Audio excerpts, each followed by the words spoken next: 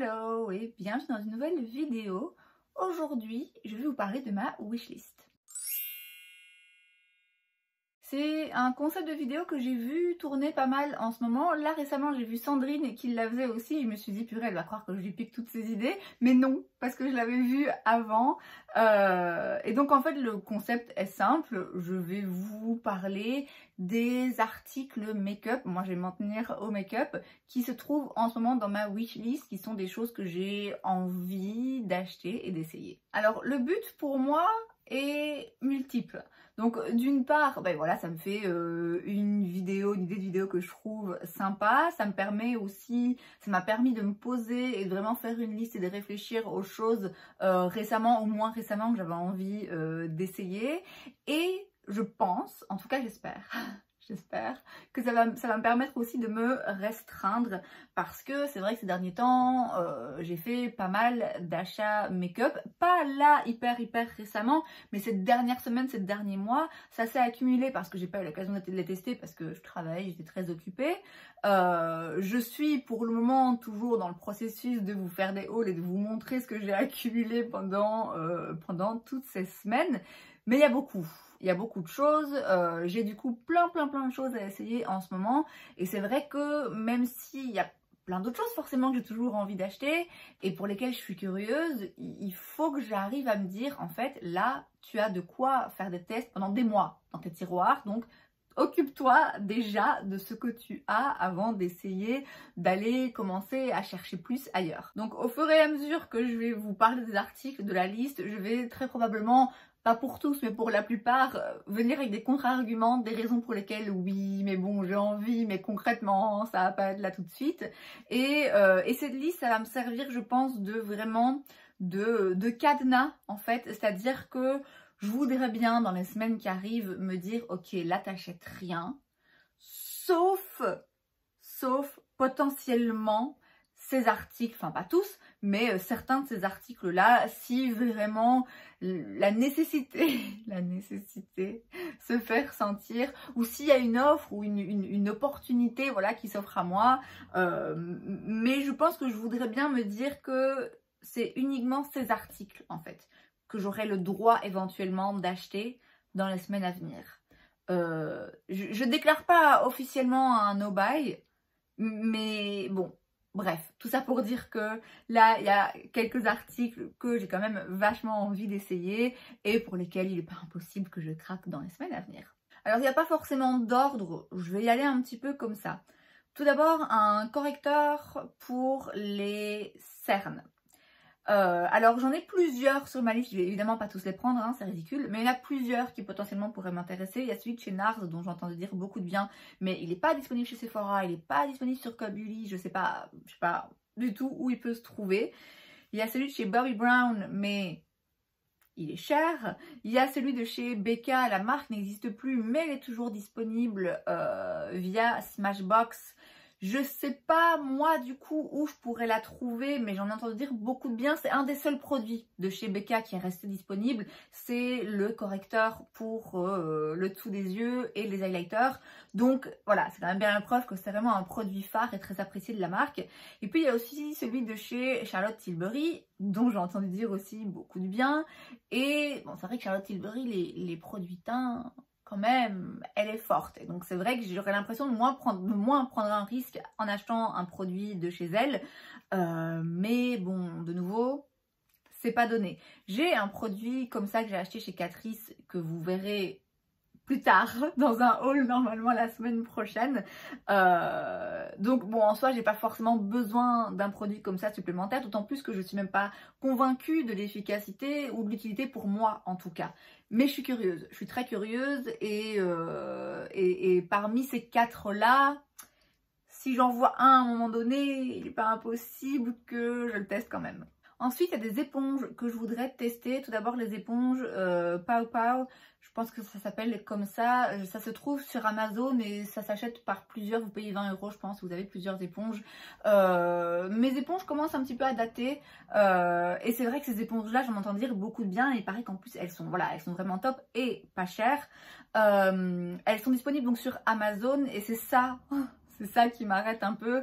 Alors, loin de moi l'idée de juger, hein. Je veux dire, j'achète des trucs sur Shiglam. De manière générale, de toute façon, à partir du moment où on achète du make-up tous les mois, on participe à cette société de consommation. Donc voilà, je suis clairement mal placée pour faire la morale. Mais c'est vrai qu'Amazon, moi, perso, ça me bloque un peu.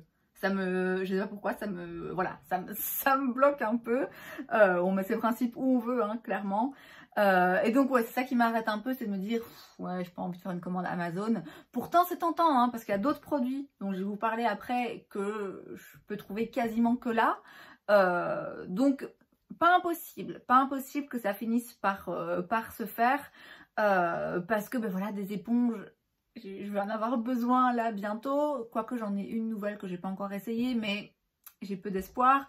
Celles-là apparemment sont vraiment top, elles sont vraiment bon marché, on en a directement plusieurs donc c'est facile, on a un petit stock et on peut un peu faire des réserves et compter là-dessus et pas devoir à chaque fois racheter un beauty blender où c'est quand même presque 20 balles pièce, vous voyez. Donc voilà, ce qui m'arrête c'est plutôt le côté ouais, Amazon. Mais sinon, ouais, je suis quand même vachement curieuse. Je suis aussi vachement curieuse pour une autre éponge, c'est l'éponge de chez Corazona. Dont j'ai entendu dire beaucoup de bien sur la chaîne de Salomé. Bon, alors, même débat, des éponges, clairement ça sert et moi ça commence à manquer. Celle-là apparemment est vraiment très bien. De nouveau, elle est vraiment pas chère, je crois que c'est moins de 5 €. C'est sur le site Maki Beauty sur lequel j'ai jamais rien commandé, mais je pense que c'est assez simple. Il me semble que c'est basé en France et donc ça arriverait assez rapidement chez moi, pas de frais de douane et tout, donc voilà. Ce qui m'arrête un peu en vrai, c'est que je sais que je prendrai pas juste l'éponge. Vous voyez, je vais pas payer, je sais pas si c'est 3, 5, 8 €, qu'importe. Je vais pas payer des frais de port, des frais d'envoi pour une éponge. Moi, dans ma tête, non, je trouve ça bête, alors que c'est ridicule, hein. Je veux dire, si je donnerais rien d'autre, je donnerais rien d'autre. Mais c'est vrai que du coup, je me dirais, j'en profiterai pour acheter d'autres choses. Je vais en parler juste après, et que du coup j'aurais peur de m'emballer un peu trop, vous voyez, et de me dire juste pour acheter cette éponge, je me retrouve à acheter d'autres choses, certes que j'ai envie d'essayer et que j'ai envie d'avoir, mais est-ce que c'est absolument nécessaire? Enfin voilà, pareil, je pense que ça finira par se faire un jour ou l'autre parce que bon marché, facile de passer commande, ce sera vite arrivé. Mais dans ce cas-là, voilà, j'en profiterai pour acheter 2-3 autres petites choses, mais je ferai quand même une sélection, j'arriverai à me restreindre, hein. On reste du coup dans la marque Corazona, un produit qui me fait très envie depuis très longtemps, ce sont les petites ombres à paupières pailletées, je sais plus c'est quoi le nom, est-ce que c'est des ombres à paupières ou des liners pailletés mais qu'on peut mettre sur la paupière, je sais plus. Je crois quand même que c'est des fards à paupières liquides, hein. Bref, c'est des petits produits pailletés chez Corazona qui ont l'air absolument splendides. De nouveau, ça coûte rien. Et donc, c'est ce produit que j'achèterai en même temps que l'éponge. Ce qui me bloque, c'est, bon, comme j'ai dit, voilà, il faudrait que j'achète plusieurs choses. Et en ce moment, j'essaie de me restreindre et voilà. Mais c'est aussi, choisir, c'est renoncer. Et clairement, je vais pas acheter 5 fards à paupières liquides pailletés, hein, d'autant plus que je ne les ai pas encore essayés, même si je pense qu'ils sont vraiment très bien et que j'ai entendu dire qu'ils étaient vraiment très bien. Bon, ça n'a pas beaucoup de sens, mais à chaque fois que je vais regarder sur le site et que je vois les différentes couleurs, je me dis, je vais jamais réussir à en choisir une, c'est pas possible. Donc voilà, je me tâte un petit peu. C'est le genre de produit que j'adore, mais j'en ai acheté un nouveau là récemment, et certes je les utilise, mais est-ce que j'en ai besoin de plus? Non, mais en soi, j'ai besoin de rien. Enfin voilà, c'est aussi un produit qui me fait envie depuis un petit moment. J'avoue que là, l'envie se fait moins pressante. À un moment donné, j'étais à ça de les commander. Là, je suis un peu moins intéressée. Mais bon, il n'est pas impossible quand même que je finisse un jour par l'acheter. On va parler fond de teint. Il y a 3 fonds de teint qui m'intéressent. 3 fonds de teint que j'hésite à acheter pour des raisons différentes. Mais une raison commune qui est qu'en ce moment, je suis bronzée. Et donc du coup acheter un fond de teint que je pourrais mettre maintenant ou que je pourrais mettre le reste de l'été quand je serai potentiellement encore plus bronzée, mais que du coup je vais pas pouvoir me servir entre septembre et mai, vous voyez, ça m'emmerde. Ça va m'emmerder d'acheter un fond de teint que je peux mettre là que maintenant. En même temps, si j'achète un fond de teint à ma teinte normale habituelle, ça veut dire que je vais pas pouvoir l'essayer avant des semaines voire des mois. Donc pas intéressant non plus. De nouveau, j'ai acheté récemment pas mal de fonds de teint drugstore et j'avais des offres et tout, donc voilà, finalement Bref, je vais pas me justifier. Mais j'ai acheté pas mal de fonds de teint, notamment certains pour un petit peu plus foncés pour pouvoir les utiliser maintenant. Donc je pense qu'en ce moment, les fonds de teint, calme-toi un peu. Je vais quand même vous parler des 3 qui me font envie. Tout d'abord, celui de chez KVD, je crois que c'est aussi Good Apple Serum Foundation, quelque chose comme ça, enfin le fond de teint liquide dans une bouteille assez fine, très jolie d'ailleurs. Il me semble que c'est Salomé, de nouveau, que j'ai entendu en parler en bien, en disant que c'était un fond de teint avec une très bonne couvrance, mais très léger, en même temps en termes de texture. Et c'est vrai que je suis assez curieuse, j'aime bien les fonds de teint haute couvrance, mais bon, c'est vrai que j'arrive à un âge où quand c'est keki, bah c'est encore moins joli que ça ne l'était avant. Donc je serais pas contre un fond de teint haute couvrance, mais qui ait une texture plus légère, type un petit peu sérum. Donc je suis vachement curieuse. Clairement, celui-là, ça va pas être tout de suite parce que c'est un fond de teint quand même un petit peu plus cher. C'est pas parmi les plus chers, mais c'est quand même un petit peu plus cher. Je voudrais pas l'acheter juste pour avoir une teinte là, maintenant, tout de suite. Donc ça, ce sera pour plus tard. Ce sera pour plus tard, mais je pense que ça arrivera un jour, sauf si d'ici là, il y en a d'autres qui m'ont plus fait envie. Et ensuite, le fond de teint de chez NYX, le Blur, ça a un autre nom, je sais plus, bref. Que j'ai vu également sur la chaîne de Salomé, mais sur d'autres chaînes aussi. Alors j'ai vu qu'il y avait des personnes qui l'aimaient pas du tout, notamment les personnes qui ont la peau sèche. Apparemment ça fonctionne vraiment pas. Mais moi, avec mon type de peau, je me dis que ça pourrait quand même être pas mal. Ce qui m'arrête par rapport à ce fond de teint, alors c'est, bon, d'une part la teinte, comme j'ai dit, hein, pour les autres de toute façon. Mais en plus, celui-ci, j'ai l'impression que c'est un peu compliqué parce que ça a l'air foncé et quand vous l'estompez sur la peau, finalement, ça s'éclaircit un peu. Donc j'aurais peur de me planter sur la teinte et en plus, il est disponible nulle part. Enfin, il n'est pas disponible en tout cas chez Di, il n'est pas disponible sur Boozy Shop, ni sur Beauty Bay. Bref, j'ai regardé sur plusieurs sites qui revendent des produits NYX. Je ne l'ai pas vu jusqu'à présent, peut-être que je me trompe ou que ça a changé depuis, mais jusqu'à présent, le seul site sur lequel il est disponible, c'est le site de NYX. Et en plus de ça, ben voilà, il n'y a pas possibilité de le tester et ça a l'air d'être un fond de teint où les teintes, c'est un peu compliqué. Donc là, je me tâte. Je pense que c'est celui finalement qui m'intéresse le moins, notamment à cause de ce problème de teinte où je ne saurais pas trop où regarder, mais je suis quand même un petit peu curieuse. Et dernier fond de teint, et finalement celui que je suis le plus susceptible d'acheter, c'est un fond de teint de chez Revlon, je me rappelle plus du nom. C'est un fond de teint dont Tati Westbrook a beaucoup parlé ces derniers temps. Apparemment c'est le fond de teint qu'elle met absolument tout le temps, qui est complètement dingue, incroyable et qui coûte moins de 10 € je pense, hein, vraiment pas cher. Revlon, c'est pas une marque à laquelle j'ai accès facilement, mais de nouveau, tout comme les fameuses éponges Pow, c'est disponible sur Amazon. Et là, pour le coup, certes, il y a toujours cette question de la teinte, mais je serais tentée, c'est dire à quel point je fais confiance à Tati Westbrook, je serais tentée en fait d'acheter ce fond de teint en 2 teintes. Parce qu'il est pas cher, parce qu'apparemment il est vraiment incroyable et comme ça me permet de toujours doser. Donc de prendre une teinte très claire pour m'assurer, même au plus pâle de l'hiver, d'avoir quelque chose qui me convient et de prendre une teinte beaucoup plus foncée. Et comme ça, je peux à n'importe quel moment les mixer et arriver à une teinte qui me convient. Mais bon, je me rends compte que, alors que je viens de vous dire que j'ai récemment acheté pas mal de fond de teint, que j'en ai pas forcément besoin, que c'est quand même pas raisonnable, se dire un fond de teint que je ne connais pas, je vais directement l'acheter en 2 teintes, ça paraît un peu fou quand même, mais ce serait une possibilité pour pallier à ce problème de bronzage, pas bronzage, tout ça. Et donc ça, de nouveau, hein, c'est en effet si je commande sur Amazon, alors je pense que je testerai quand même ce fond de teint. Ensuite, pour les anti-cernes, il y en a 2. Il y a tout d'abord l'anti-cerne de chez Maybelline, mais le rose, là, vous voyez, qui a fait, pareil, fureur sur les réseaux sociaux récemment. Je suis clairement curieuse.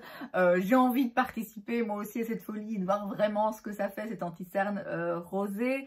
Je le vois jamais en magasin. Absolument jamais. Je sais qu'il est disponible sur Amazon.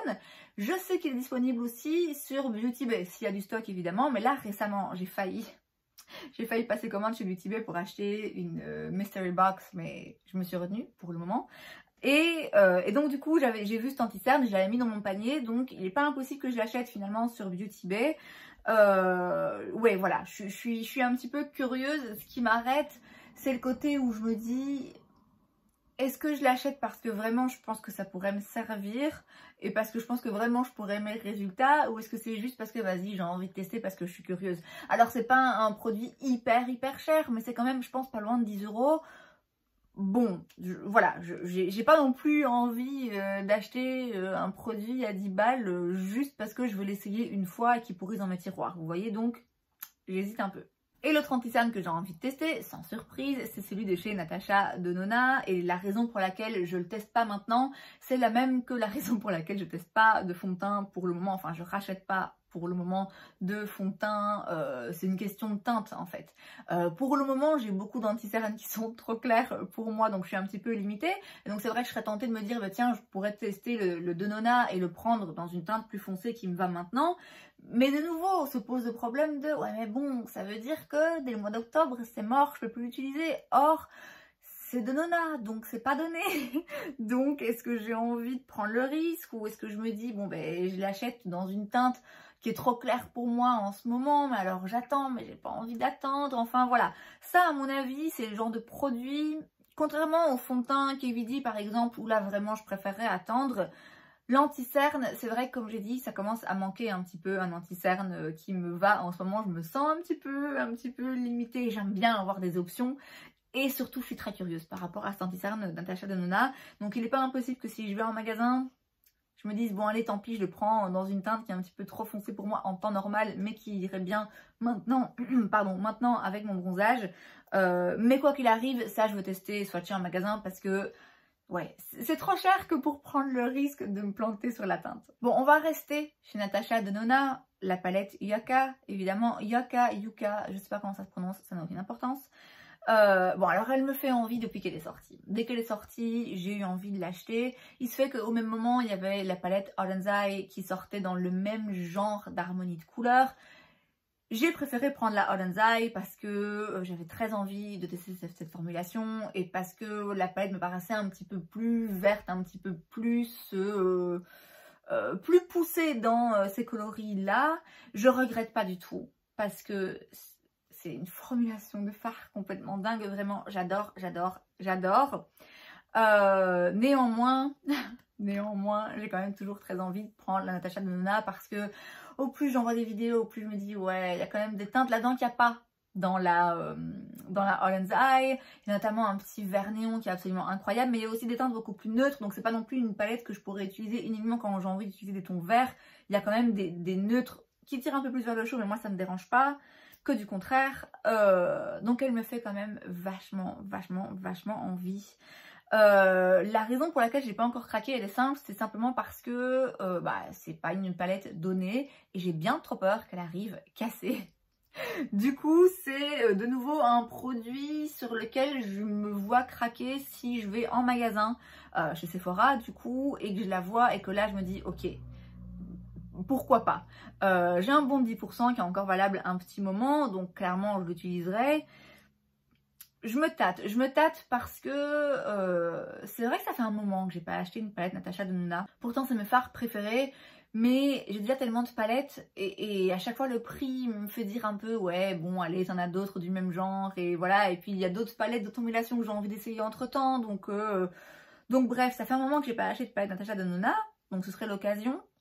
Le truc c'est que la palette My Dream, quand elle était sortie il y a un moment maintenant, j'avais dit au moment où elle était sortie, waouh, elle me fait vachement envie, j'avais très envie de la prendre, mais à ce moment là j'achetais pas de make-up et surtout je me disais je vais attendre, je comptais sur le fait d'avoir d'autres réductions chez Sephora, bref on va pas revenir sur le sujet, et du coup je la prenais pas, j'attendais d'avoir des réductions plus intéressantes et puis finalement elle me fait moins envie. Alors, je la trouve toujours très belle, l'harmonie de couleurs me parle toujours beaucoup, mais en ce moment, en tout cas, là, dans les teintes que j'ai envie d'utiliser en ce moment, ouais, moins. Et donc, je l'ai un peu oublié, en fait, j'ai un peu oublié, et donc je me dis que ça va peut-être être la même chose avec la Yuka finalement, et donc je me dis, c'est peut-être mieux d'attendre et de voir, et si ça tombe dans 3 mois, je me dirais, ouais, en vrai, non. J'ai des palettes Natasha Denona dans ma collection, parce que j'ai besoin d'une supplémentaire, mais en même temps il y a tellement des couleurs fun, mais ouais, je me tâte vraiment, elle me fait très envie, mais de toute façon si je l'achète c'est en magasin, moi je la prends et je l'achète parce que j'ai trop peur qu'elle arrive cassée. On va rester dans les fards à paupières. Il y a tout d'abord une petite palette de chez Milani. Je sais plus c'est quoi le nom. C'est dans la gamme Most Wanted. Je ne l'ai pas vue en magasin dans les 10. Ici, j'en ai vu une un peu similaire, mais pas exactement celle que je voudrais tester. C'est une petite palette avec 6 fards, je pense, uniquement mat, de tons chauds. Et j'ai entendu Kelly Gooch en dire beaucoup de bien et quelqu'un d'autre aussi. Hein.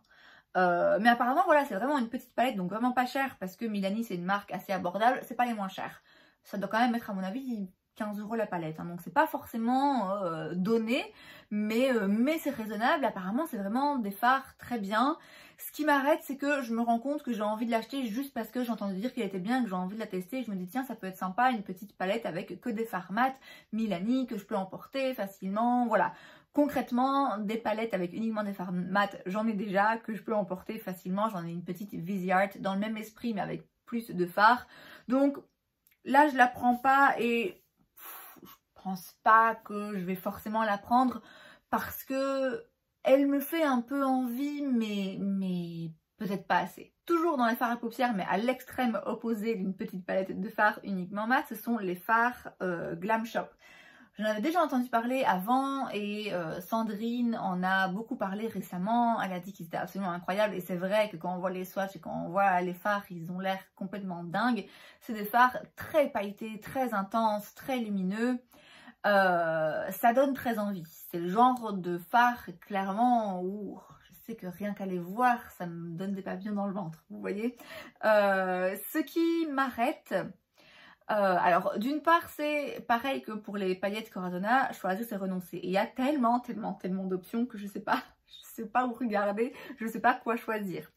Donc faudrait faire un choix et se limiter et en même temps, voilà, quitte à passer commande, autant prendre plusieurs fards. Ce qui m'arrête aussi, c'est le fait que même si c'est bon marché par rapport à d'autres marques, par exemple Pat McGrath qui fait des fards lumineux absolument dingues, mais à un prix aussi dingue, là c'est quand même un peu meilleur marché effectivement, mais bon c'est quand même un certain prix par phare. Comme j'ai dit, je voudrais en prendre plusieurs, donc finalement je me vois facilement dépenser 30 € pour avoir juste quelques fards. En même temps, s'ils sont très spéciaux, ça vaut sans doute le coup. Ce qui m'arrête aussi un petit peu, c'est le fait que c'est des fards mono. Alors vous pouvez acheter une palette dans laquelle vous pouvez ranger ces fards-là. Moi en soi, j'ai des palettes magnétiques vides, donc c'est pas forcément nécessaire que j'achète la palette Glam Shop pour mettre les fards dedans. Mais j'ai peur de pas y penser. En fait, j'ai peur de pas y penser, qu'ils se retrouvent dans une palette comme ça magnétique avec d'autres fards que je n'utilise absolument jamais. Ouais, j'ai un petit peu peur qu'ils finissent à la trappe et qu'ils soient oubliés. Mais je pense que je vais finir par craquer un jour, hein, parce qu'ils me font quand même vachement envie. Mais en plus, c'est des trucs quand même hyper intenses. Donc au quotidien, je pense pas que je les utiliserai. Ouais, à voir. Alors ensuite, il y a un produit qui me fait envie chez Makeup Revolution. Tiens donc, j'ai acheté un blush rose comme ça récemment chez eux que vous verrez dans un haul là, je vous ai dit la semaine prochaine. Ça arrive. Alors que c'est vrai que la marque de base m'intéresse pas trop, mais j'ai entendu dire beaucoup de bien de ce blush. Et pareil, j'entends dire beaucoup de bien du bronzer crémeux dans un pan, donc de chez Makeup Revolution apparemment, qui est absolument incroyable, qui coûte je pense 7-8 €, qui est disponible sur Beauty Bay, sur Boozy Shop, enfin je l'ai vu à plusieurs endroits. J'ai un peu envie de craquer. Alors ce qui m'arrête, bon de nouveau, hein, ça va être le même truc que je répète depuis le début, j'ai beaucoup de produits qui attendent dans mes tiroirs, notamment des bronzers crème. J'en ai d'ailleurs un nouveau aujourd'hui que je porte, donc c'est vrai que je me dis, bon à un moment donné, voilà, t'as peut-être pas besoin de 10 bronzers crème. De toute façon j'ai besoin de rien, hein, qu'on se le dise, c'est pas une question de besoin, c'est une question d'envie. Mais c'est vrai que, bon, est-ce bien utile, est-ce bien raisonnable en ce moment? Pas sûr. Ce qui me fait un petit peu plus envie, c'est que du coup je prendrai une teinte un petit peu plus foncée, parce que c'est vrai qu'il y a 2-3 bronzers que j'ai achetés récemment que je peux pas utiliser pour le moment parce qu'ils sont trop clairs. Donc ça me frustre un peu, vous voyez. Donc ça pourrait me permettre de passer au-dessus de cette frustration, de me dire, ben voilà, un bronzer crème que j'achète là maintenant et que je peux utiliser là maintenant et qui va se voir sur mon teint bronzé. Donc ouais, le bronzer crème Makeup Revolution, de par le fait que, comme j'ai dit, ce serait pas de refus d'avoir un bronzer crème un petit peu plus foncé, et en plus de ça, le fait que c'est vraiment pas cher, et en plus de ça, le fait que c'est disponible sur plein de sites, ouais, à mon avis, ça va venir quand même. Alors, le produit suivant, c'est pour le coup dans une catégorie où je pourrais me dire, bon là, j'en ai, mais j'en ai pas 15 000, donc ce sera un petit peu plus raisonnable. Par contre, je sais pas du tout où le trouver. Peut-être sur Amazon aussi finalement. C'est un gel à sourcils de chez Ardell, le Brow Glue.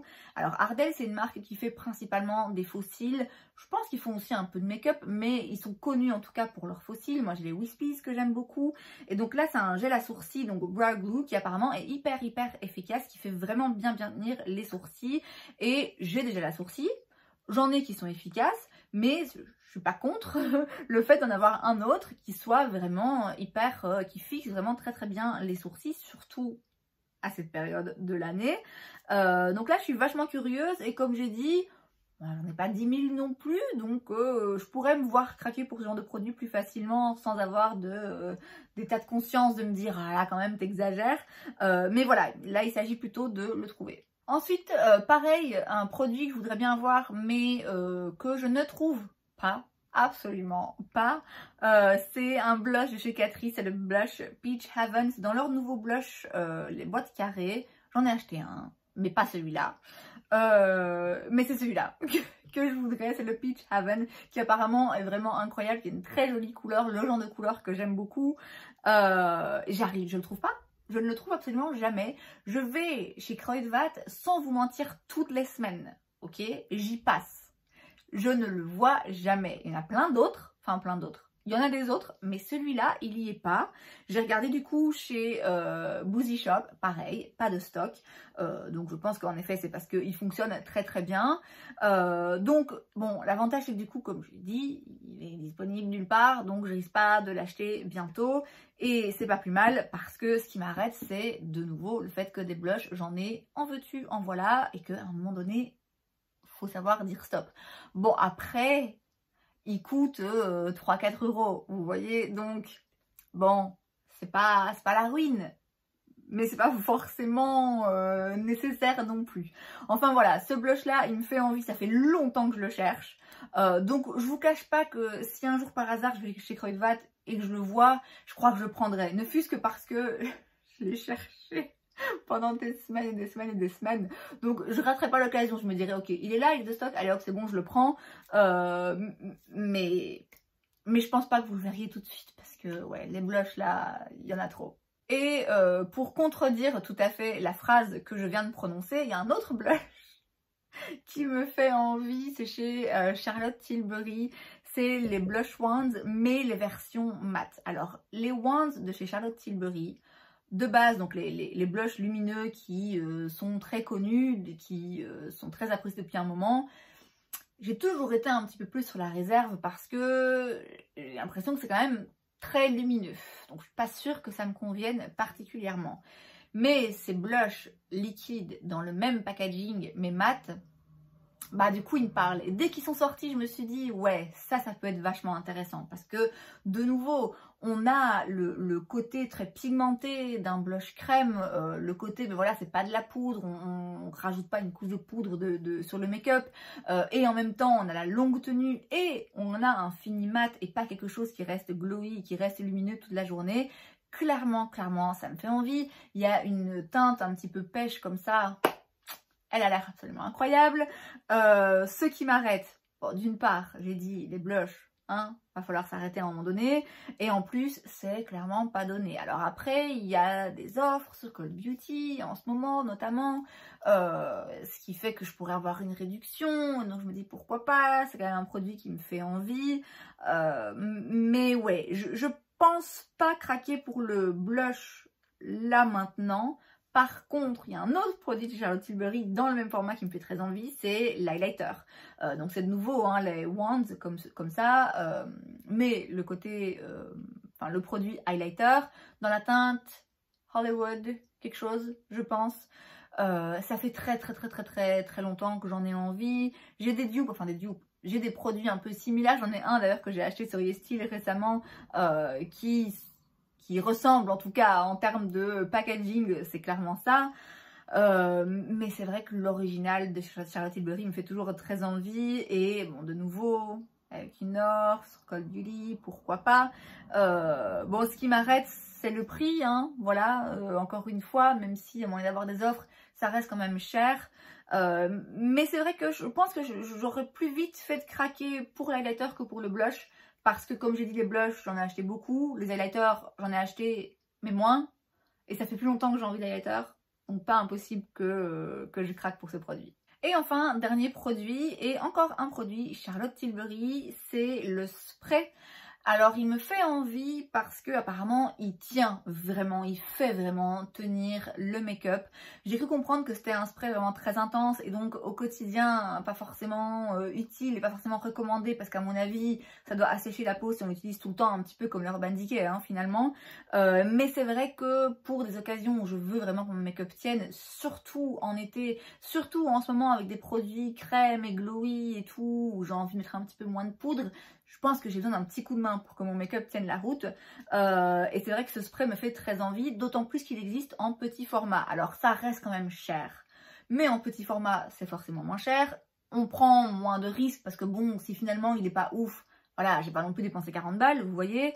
Donc ça me donnerait l'occasion de le tester. Et comme j'ai dit, comme c'est pas de toute façon un spray que j'aurais envie d'utiliser tous les jours, bon, le petit format, je pense que c'est suffisant.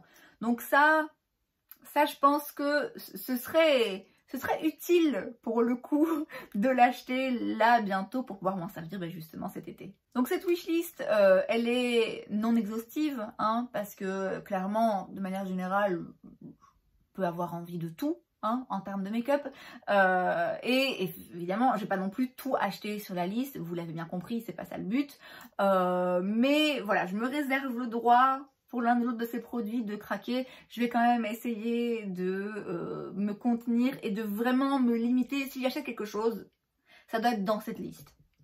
Je vais essayer de faire ça en tout cas. Et c'est donc tout pour cette vidéo, j'espère que ça vous a plu. Si c'est le cas, n'hésitez pas à laisser un like. Vous pouvez aussi vous abonner à ma chaîne parce que c'est gratuit, donc pourquoi pas. Et moi, je vous vois la prochaine fois. Bye!